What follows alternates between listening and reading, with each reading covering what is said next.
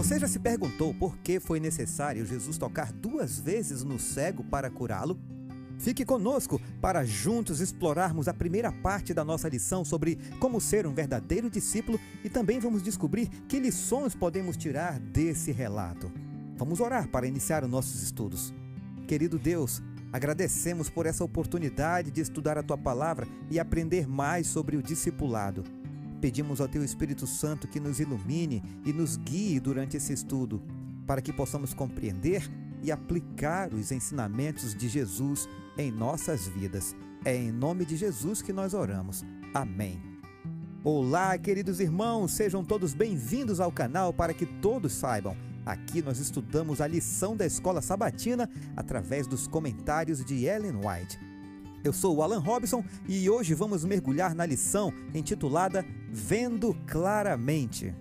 O verso para memorizar da semana está em Marcos capítulo 8, verso 34.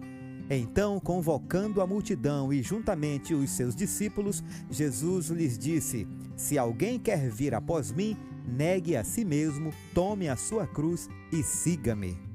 O texto-chave de hoje está em Marcos capítulo 8, versos 22 ao 30. Vamos à leitura. Eles foram para Betsaida, e ali algumas pessoas trouxeram um cego a Jesus, suplicando-lhe que tocasse nele. Ele tomou o cego pela mão e o levou para fora do povoado. Depois de cuspir nos olhos do homem e impor-lhe as mãos, Jesus perguntou: Você está vendo alguma coisa? Ele levantou os olhos e disse: Vejo pessoas, elas parecem árvores andando. Mais uma vez, Jesus colocou as mãos sobre os olhos do homem.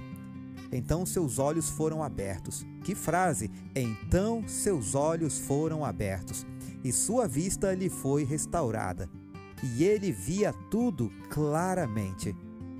Verso 26, Jesus mandou-o para casa, dizendo: Não entre no povoado. Jesus e seus discípulos dirigiram-se para os povoados nas proximidades de Cesareia de Filipe. No caminho, ele lhes perguntou: Quem o povo diz que eu sou?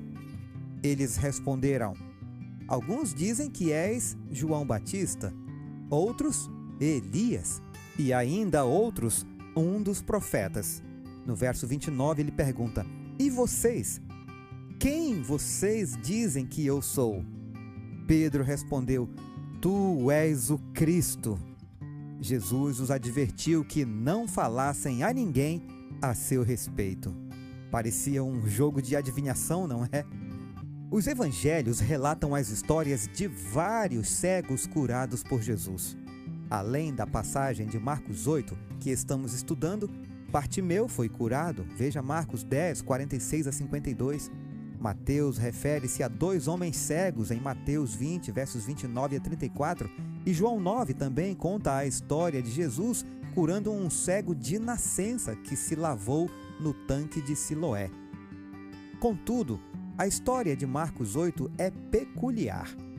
Ela é mencionada apenas em Marcos e é o único milagre de Jesus que requereu 2 ações para trazer saúde perfeita. Há o detalhe comovente de que Jesus tomou o homem pela mão e o levou para fora da aldeia. Conseguimos sentir sua compaixão pela deficiência do homem. Mas por que foi necessário tocar no homem 2 vezes? Esse foi o único milagre que envolveu 2 ações, mas isso não aconteceu por falta de poder de Jesus. É mais provável que ele tenha contado uma parábola em forma de ações, ilustrando que às vezes leva tempo para desenvolver a percepção espiritual. Isso estava acontecendo com os discípulos. Essa seção de Marcos começa e termina com a cura de um cego. Jesus estava ensinando os discípulos especialmente sobre sua morte, que ocorreria em breve. Eles tiveram dificuldade em entender essa predição, embora Jesus tivesse falado sobre isso várias vezes. A restauração da visão é uma metáfora do crescimento no discipulado. Professores gostam de fazer perguntas. Estas são a chave para desbloquear a compreensão dos alunos. Em Marcos 8, chegamos ao ponto decisivo do livro. 3 características confirmam isso. Primeira, Jesus perguntou sobre sua identidade, algo que ele não tinha feito antes. Segunda, Pedro foi a primeira pessoa não possuída por demônios que reconheceu que Jesus é o Messias. E terceira, logo após essa revelação de quem é Jesus, ele começou a explicar para onde estava indo, para a cruz. Por que Jesus disse aos discípulos para não contarem a ninguém que ele era o Messias? Isso parece ser contrário à sua vontade de estabelecer o reino de Deus. Contudo, nos dias de Jesus, a ideia de Messias muitas vezes tinha conotações políticas devido à crença de que ele derrubaria o domínio romano. Jesus não veio para ser esse tipo de Messias, por isso pediu silêncio sobre sua identidade. Muito esclarecedora a lição de hoje, mas nós ainda temos muito mar para mergulhar. Vamos aos comentários de Ellen White. Relembrando o título de hoje, Vendo Claramente. Cristo e seus discípulos encontravam-se além dos limites da Galileia, em uma região em que predominava a idolatria. Ali, os discípulos foram afastados da dominante influência do judaísmo, sendo postos em contato mais próximo com o culto pagão. Em torno deles estavam representadas formas de superstição que existiam em todas as partes do mundo. Jesus desejava que a visão dessas coisas os levasse a sentir a própria responsabilidade para com os pagãos. Durante sua estada nessa região, procurou evitar ensinar o povo, dedicando-se mais plenamente aos discípulos. Estava para lhes falar sobre os sofrimentos que o aguardavam. Porém, antes disso, afastou-se sozinho e orou para que seus corações estivessem preparados para receber suas palavras. Ao reunir-se com eles, não lhes comunicou imediatamente aquilo que desejava lhes dizer. Antes de fazê-lo, ofereceu-lhes a oportunidade de confessar sua fé nele, a fim de se fortalecerem para a próxima provação. O Desejado de Todas as Nações, página 326, 327. Jesus perguntou aos discípulos: "E vocês, quem dizem que eu sou?" Pedro respondeu: "O Senhor é o Cristo, o Filho do Deus vivo." Mateus 16, versos 15 e 16. Pedro expressava a fé dos 12. No entanto, os discípulos ainda estavam longe de compreender a missão de Jesus. A oposição e calúnias dos sacerdotes e escribas, embora não pudessem desviá-los de Cristo, ocasionavam-lhes grande preocupação. Não viam claramente seu caminho. A influência da primeira educação, o ensino dos rabinos e o poder da tradição ainda lhes impediam de ver a verdade. De tempos em tempos, brilhavam sobre eles preciosos raios de luz vindos do Salvador. Mas estavam muitas vezes como quem tateia em meio à escuridão. Nesse dia, porém, antes de se verem frente a frente com a grande prova de sua fé, o Espírito Santo repousou sobre eles com poder.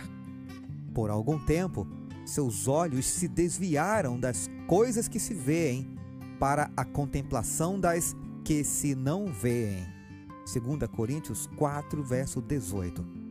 Sob a aparência humana, distinguiram a glória do Filho de Deus, o Desejado de Todas as Nações, página 327 e 328.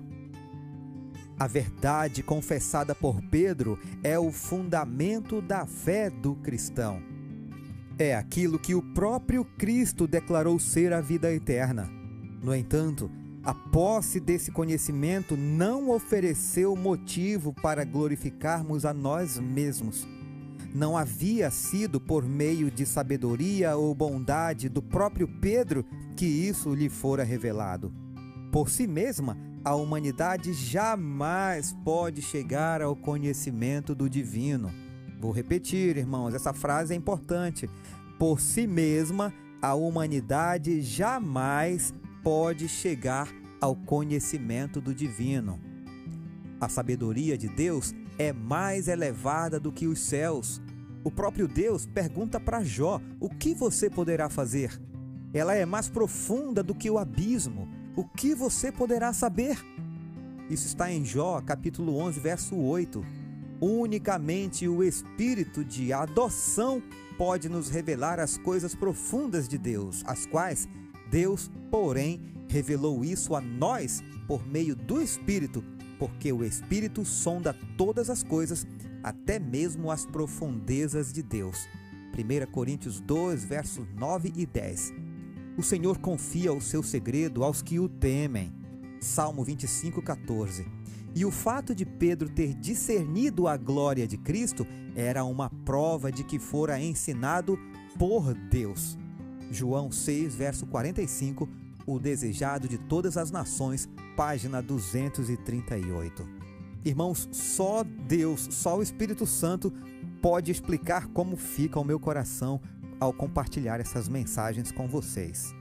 E se você gostou do vídeo, curta, comente, compartilhe, dê seu like, ative o sininho para não perder nenhuma novidade do nosso canal. Aguardo você amanhã para prosseguirmos nos estudos. Um forte abraço e fiquem todos com Jesus.